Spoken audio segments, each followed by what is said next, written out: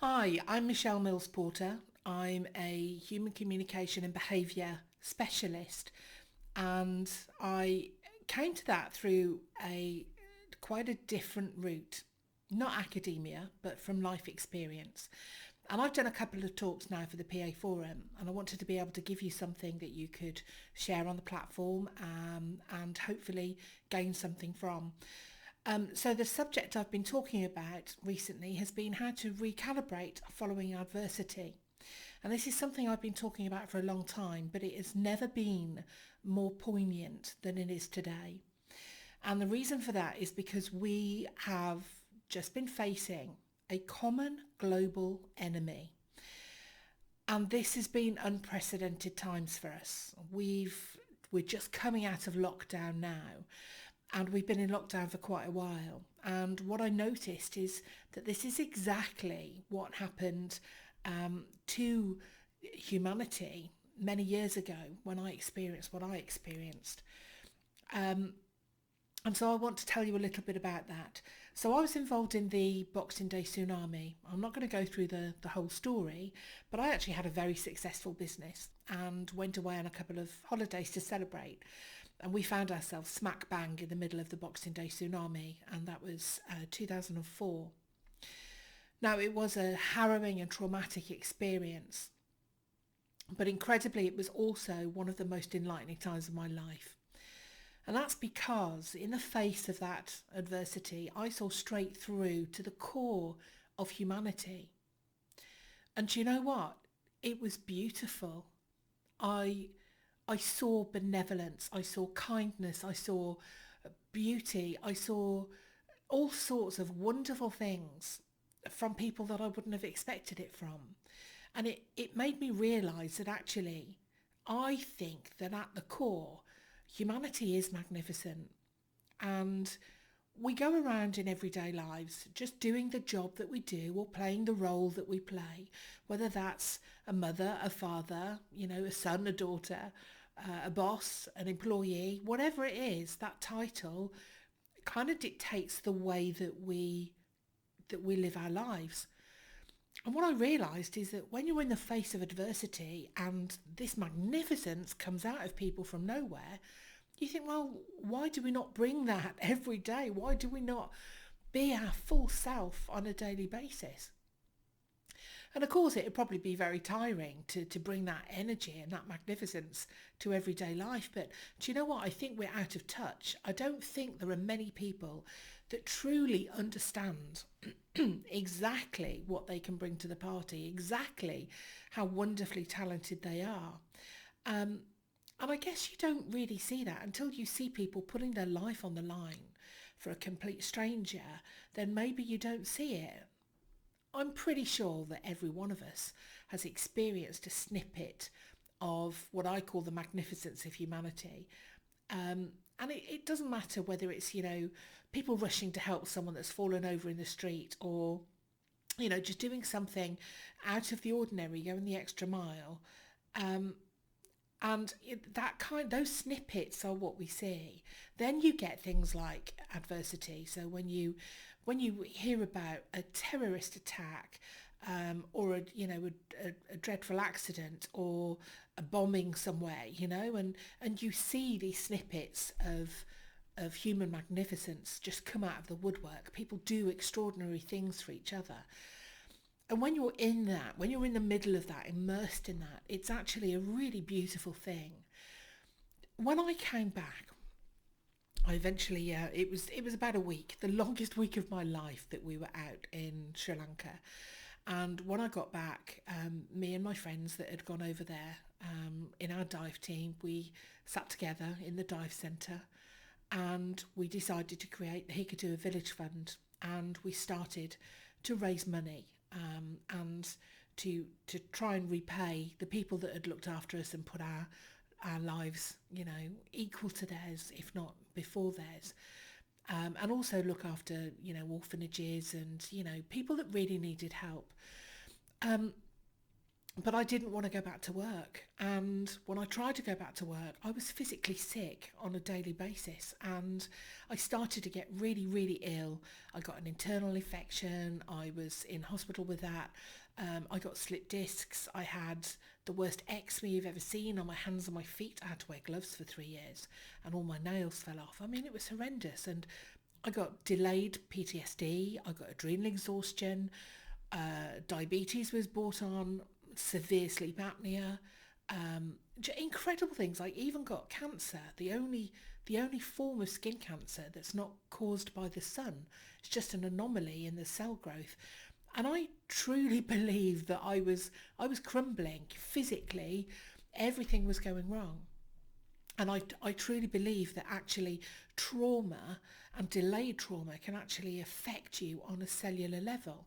Now, if you'd have asked me that years ago, I probably wouldn't have said that that's feasible, or maybe there's a bit of truth in it. But I think we're absolutely inextricably linked to, our emotions and our health. And so I just set about doing something different. It's a long story, but I ended up closing my extremely successful business, rehoming all of my staff, and just concentrating on my health. But then I was searching. I wanted to know, what is it that I'd seen and what is it that I could learn from that and potentially bring to other people. And it took me years and years and years. Some people think that I am a motivational speaker because I was in the tsunami, and that upsets me a little bit, because if people knew that actually I refused to talk about it for a long time, apart from in order to raise money. Um, Everything that we owned, we gave away. We put into the Hikadu Village Fund. We raised 100 grand in 6 months, and we delivered that back out to the people who'd looked after us. And then my husband and I continued to look after orphanages for several years. But everything we had, I mean, even our savings, we drained our savings and we put it all into that. And people that think that I could have profited from from a disaster, from such a horrendous disaster, they just don't get me. They don't understand me. And in fact, actually, in this month's Woman and Home magazine, there's an article, a one-page article. It's the first article that I've allowed to be done in all that time, and I mean, it is what it is. It's not the editorial that I agreed to. But there's a certain amount that when you do that kind of thing, there's a certain amount of control that you just have to hand over. But it's not the editorial that I agreed to. So there are bits missing out of that, which, that hurts. But anyway, the important thing, I always say the important thing is the lessons that you learn from the story. It's not about the story. And yes, I'm a keynote speaker now, and yes, I talk about it. But I talk about it because there's a reason, not because I want to tell everyone the gore and the guts and all that kind of stuff. It's because there is a reason we've come full circle. So let me tell you what that is. I always believed that when we were raising money and when we came together as a planet, it felt like a vibration. It was incredible. It was like I don't know. It felt like a collaboration of compassion across the entire world, and it just felt like the whole planet was vibrating with love. Now, yes, I was immersed in it, but when you hear the stories of how people raised money, and we managed to raise 8.6 billion as a race. We raised 8.6 billion pounds. Now, I'm not that good with numbers, and you think 8.6 billion, there's plenty of people that earn that in a year. But actually that's more than £1 per person on the planet. So it did affect a lot of people. And in total, it probably cost the lives of 500,000 people. Certainly 250,000 people died initially, and then lots more from disease and illness afterwards as well. So there's no real telling about the number, but it did affect an awful lot of us. And what I talk about in my Magnificence of Humanity keynote is I talk about the fact that if we had another common global enemy, we would come together. We would come together like one race.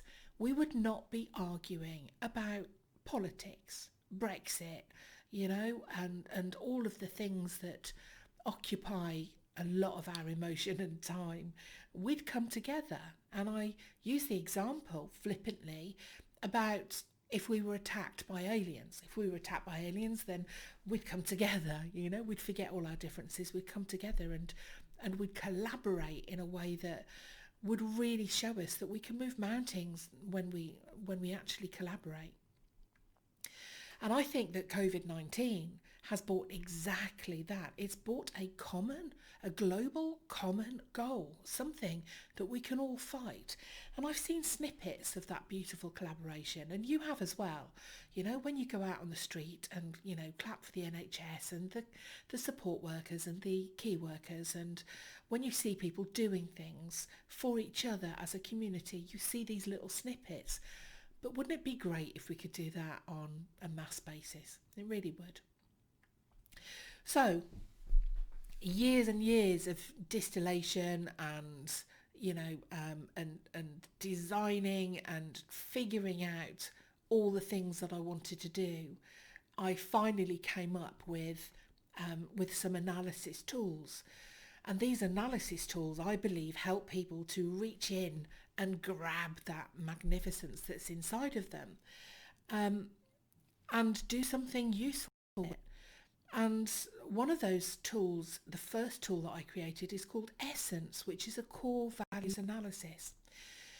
Now, the reason that this is so important is because what I realised is that when you are out of sync with your core values, you don't function well. And we see this with our colleagues or even with ourselves on a regular basis. When people are out of sync with their core values, you can see stress, you can see anxiety, you can see that they're getting tired. It may be that it's you. It may be that when you've finished work at the end of the day, you just want to lie down on the sofa or you want to have a glass of wine. You need a release because there's too much energy that you're using in the wrong way.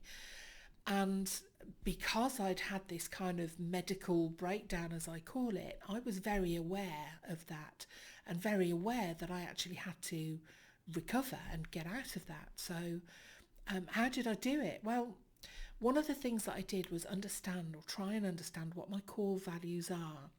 And I discovered that actually when you're in an alignment with your core values, everything starts to flow. Everything starts to work.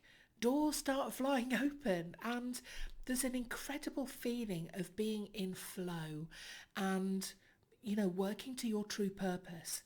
And I really believe that that's intrinsically linked to our core values. And I've done thousands and thousands of core values analyses, and it's true that when people are stressed or when people are upset, that if you look at their core values and you look at the stressors that I highlight for each of those core values, it's always on the list to tick off. And if you think of all the things that really motivate them, they're on the list as well. So what I want to do is I want to share with you some of those core values, and give you an opportunity to, see whether there is something in this that you can extrapolate and use in your life, whether there's something that can help you live more in flow with yourself and get recalibrated. Because let's face it, in lockdown, we've had time to think, time to sit and think, what is it I want to do?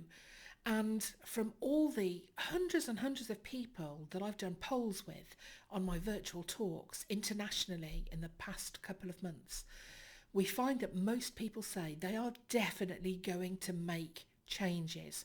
And quite a few of them say they're going to make big changes. Very, very few people just want to go back to the way it was. We're evolving. So in order to be able to do that effectively, I think that looking at your core values might help. So what I've done with the core values analysis is I've created this essence is what the analysis is called, and I use 6 value orientations. Now, the only bit of this that I've actually drawn from somebody else is Edward Spranger's original kind of 6 ideals. And the reason I do that is he was a great man. He wrote a book back in 1920s, and that book was called Types of Men. Now, if you look it up, it might say that it was published in 1926 or 1927, but actually, through my research, he'd sold thousands of copies before then. So I believe that the date was about 1920. And his 6 value orientations, what they did is they allowed us to be able to to kind of benchmark those core values. So let's imagine that 3 of us are sitting in a room and we say, okay, what are our core values? One person says mine are ethics. Somebody else says mine are morals, and somebody else says mine are principles.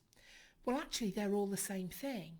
So how do we make sense of all of these words in our fantastic language? How do we put them? How do we tidy them up and make sense of them? Well, if you use the 6 value orientations that I do, it just helps us to make sense of those, and I'm going to go through those with you now. They're not the same as Edward Spranger's, but a lot of them are very, very similar, and it's that theory that I've used, but every single other part of it, I mean every single word is written from scratch. So all of the questions and and the answers and all that kind of thing are absolutely my work.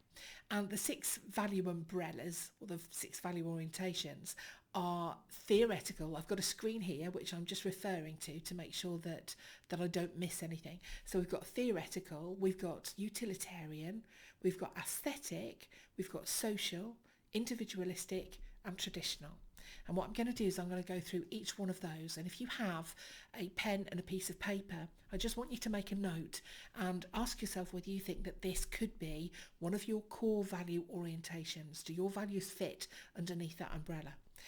So the first one is theoretical. Now, people that have theoretical as a core value, for them, knowledge and evidence is important, and getting to the truth is really important as well. They may be very interested in academia or certainly facts, and they may like to do research and gather evidence. If that is you, then rational thinking and problem solving is going to come very easy to you. But here are your stressors. So the things that are likely to stress you is when people present information that is not properly researched or correct. Also, things that are not researched or decisions that are based purely on emotions, those are things that are going to stress you and cause you anxiety. Now, the things that are going to motivate you adversely are discovering the truth, being able to solve problems, being in a position where you can solve problems for people, and being an expert, being the person that people go to for that extensive knowledge, and being relied upon for your wisdom and for giving truthful answers. So think about what it is that you're doing. Are you triggering those motivators? Are you doing something for a living that actually fits with those core values? Because if you are, then you will, you'll be in flow, and things will flow for you, and your energy will be increased, your fulfillment will be increased, and everything else, the happiness and everything else that goes with it, will be in abundance. I'll go on to the next one. So the next one is utilitarian. Now, for utilitarian, economics are important. Now, it could be anything. It could be making sure that they always have an abundance of finances. It may be that they're financially free. It may be that they triple check the bills and they're good at finding a bargain. It may be something to do with that. But it's not just economics. Utilitarian is about practicality. It's about operations in an organisation, because these people are really good at being able to find a use for something, and to make sure that everything is used wisely. Now, the stressors for these people is when they see people being frivolous with money, when they see money being wasted, or time being wasted, or resources being wasted. That's going to be a stressor for these people. When you see people not using resources effectively, then that's going to be a stressor for you as well. And there could be arguments about money, about bills, people paying an unfair share of the bill and that kind of thing. That might be something that annoys you a little bit. Now, the motivations, if utilitarian is one of your core value umbrellas, are positions where you can oversee either the finances or the operations or the practicality of a project. If you can oversee that, if you can have your hands on making sure that there is a return on investment, whether that's for whether it's for the operations, whether it's for the money, or whether it's the resources, having a hand in that is important. And also recognition for your operational or financial prowess, that will always go down well. So ask yourself, if utilitarian is one of your core values, are you actually making sure that those motivations are allowed to come to fruition in your current role? Now, the third one is aesthetic. And aesthetic, in Edward Spranger's terms, was all about beauty and harmony and seeing the wonder in things.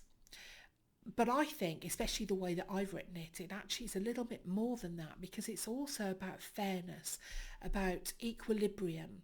So, when we talk about harmony is one thing, but actually fairness is really important to these people. So when people say ethics and morals, or fighting for a cause, or making sure that things are fair, that tends to fall under this category.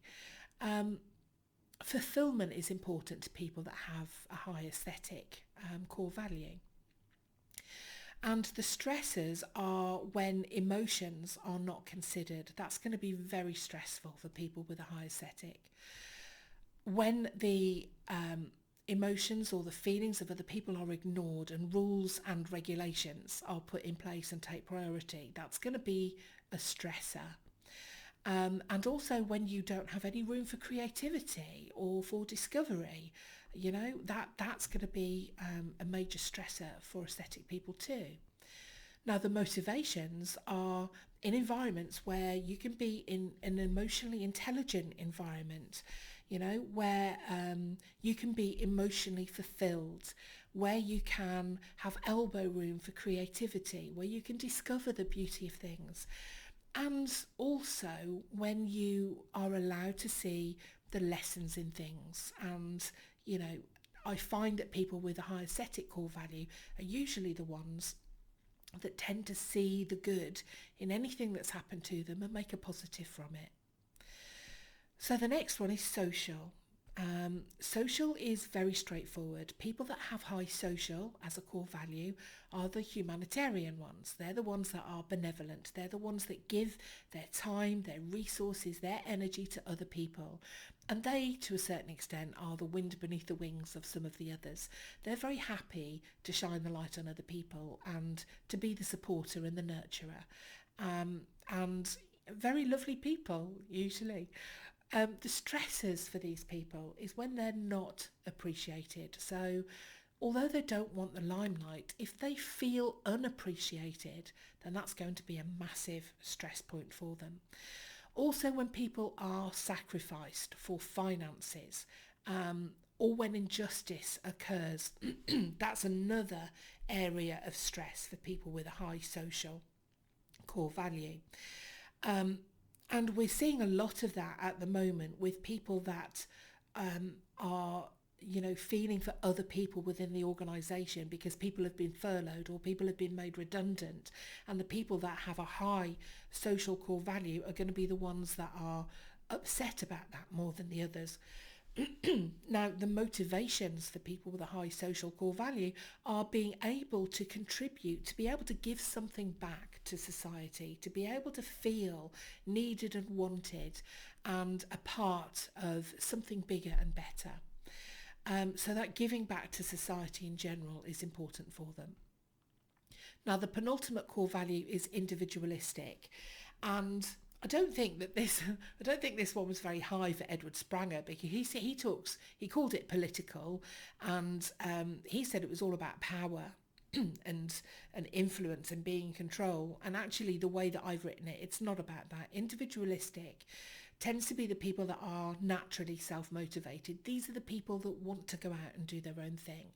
These are the people that like to be different to other people. They may be entrepreneurial, they may just be quirky, but they definitely want to stand out from the crowd and be different. Freedom of expression is very important to people that have a high individualistic trait. And the stressors are when these people have their control or their power taken away from them in some way. So if they were demoted at work or had something stripped away from them that is going to stop that ability for them to shine individually, then that's going to be a stressor for them. And being with people that have no sense of destiny is a big stressor for people that have individualistic as one of their core values.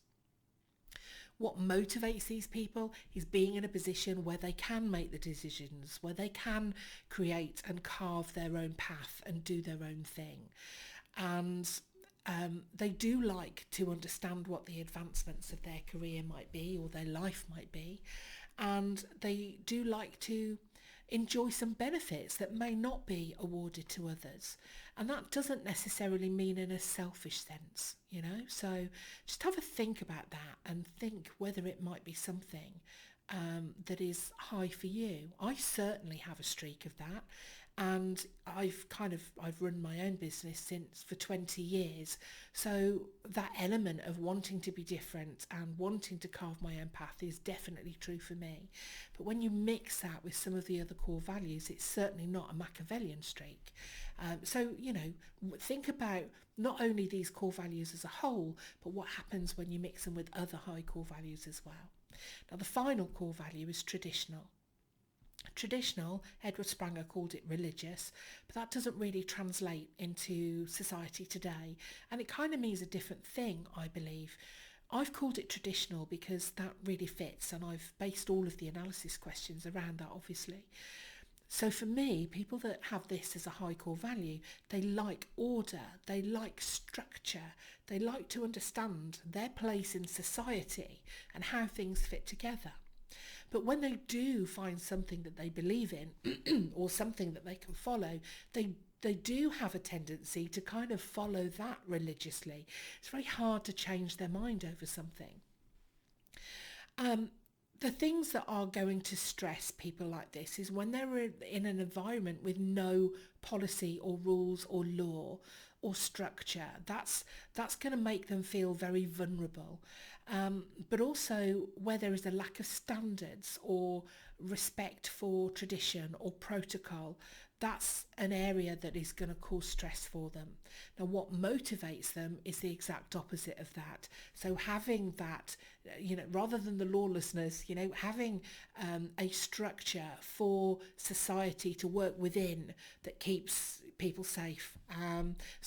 Law, protocol, structure, those kind of things are very important. Quality assurance is very important for these people, and also understanding what the definite steps are in terms of progression, and also having respect for the founding values of something. That's important. So if it was done this way and it's been done this way for a while, there is a reason behind that. So let's not throw the baby out with the bathwater, so to speak. So those are the 6 core value orientations, and whatever your core values are, they will fit into those umbrellas quite nicely. Now, obviously, I'm asking you to think about what they might be, and I'm not getting to the subconscious truth about what your core values are. The only way to do that really is to not just introspectively think about it, but really test that. And I think it's a good time right now to be able to say, okay, if we come out of this, if we come out of lockdown and we go back into work, what are the most important things for me? Who do I put right at the front in terms of importance, and who goes behind that, and who goes behind that, and what tasks are in what particular order? What's going to fulfill me more than anything? Now, I believe that this has not just been a negative thing. Maybe that's because I have an extremely high aesthetic core value, but I do see some wonderful things having come out of this horrendous pandemic. The reminder that when we collaborate, we are incredible. The chance for the planet to breathe and, for us to understand what damage we've done and maybe make some changes, maybe think about how much damage we're doing to the environment and what we might change in that way. But more importantly, what's important to us. Many people are saying, I'm going to spend more time with my children. I want to spend more time with my parents. I want to spend more time with my friends. It's not all about work. But a lot of people also saying that what they want to do in their career is a little bit different too. You don't have to just run out and change jobs. So I'm not advocating that you go out and hand your notice in now saying, okay, my core values are not being realised in the environment I'm working in at the moment. There are lots of things that you can do to tweak it, lots of things that you can do to allow you to have those core values realised. If we look at large organisations like Google and Netflix, who are at the forefront of human resources in the traditional sense, they're right at the front in terms of making change and thinking forward. And what they do is they usually give their people in their organisation time to do things that are really important to those people. So they get paid for actually, pursuing their hobbies and things like that. Maybe that's something that we can do in our workplace.